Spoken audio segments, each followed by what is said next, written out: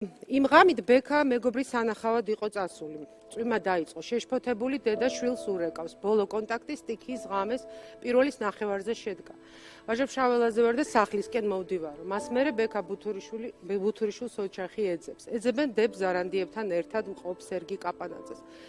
მოლოდინის საშინელი დღეები და იმედი გადარჩენისა. ამ წუთის მონაძემებით ვეძებთ სტიქიის დროს დაკარგულ 4 ადამიანს. ბელა ზაქაიძე დაკარგულების, მათი ოჯახების და სამაშველო ოპერაციების შესახებ.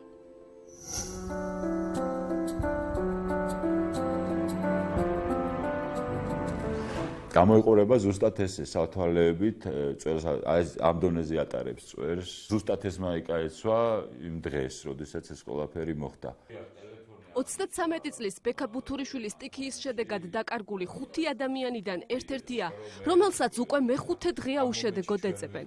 13 ივნისის ღამეს ბექა ვაჟა-ფშაველას გამზირიდან კოლმეურნეობის მოედანზე მეგობართან მიდიოდა.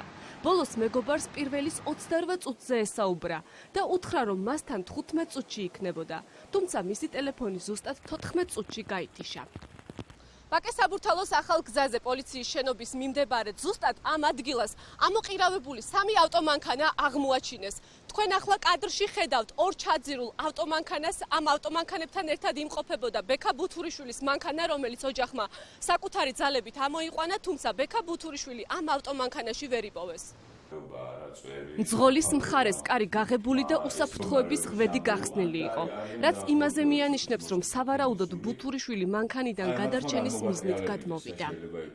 მანქანა რო დავინახე, იქ აბსოლუტური შოკი იყო ჩემთვის, მაგრამ ველოდებოდი, რომ შიგნით ყოფილიყო, რა თქმა უნდა, ველოდებოდი რა. ერთადერთ რამეს ვფიქრობდი, რომ ძმა დავკარგე იმ მომენტში რა. ზიურის ტერიტორია მთავარი ეპიცენტრია, სადაც დაკარგულებს ეძებენ. თქვენ ახლა კადრში ხედავთ მოხალისეები როგორ იღებენ მონაწილეობას მაშველებთან ერთად საძიებო სამუშაოებში.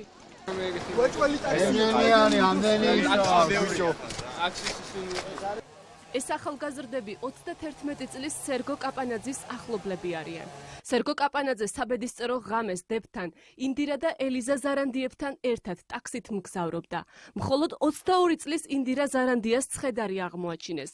მის დას 25 წლის ელიზა ზარანდიას, ზარანდიების მეგობარს სერგო კაპანაძეს და ტაქსის მძღოლს ივანე გელაშვილს ამ დრომდე უშედეგოდ ეძებენ.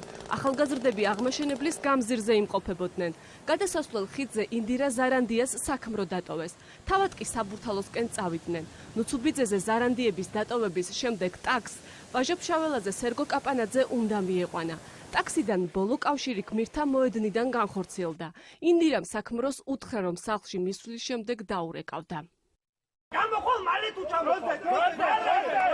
დაკარგულთა შორის თამაზ ელიზბარაშვილის ფირმის შეპესე ელიზის თანამშრომელი 56 წლის სულიკო ნოზაძეც იყო.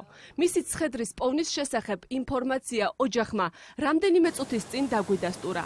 ცხედარმა 30 კილომეტრი მდინარე მტკვრის მეშვეობით გამოიარა და რუსთავში ნაპირზე გამოირიყა.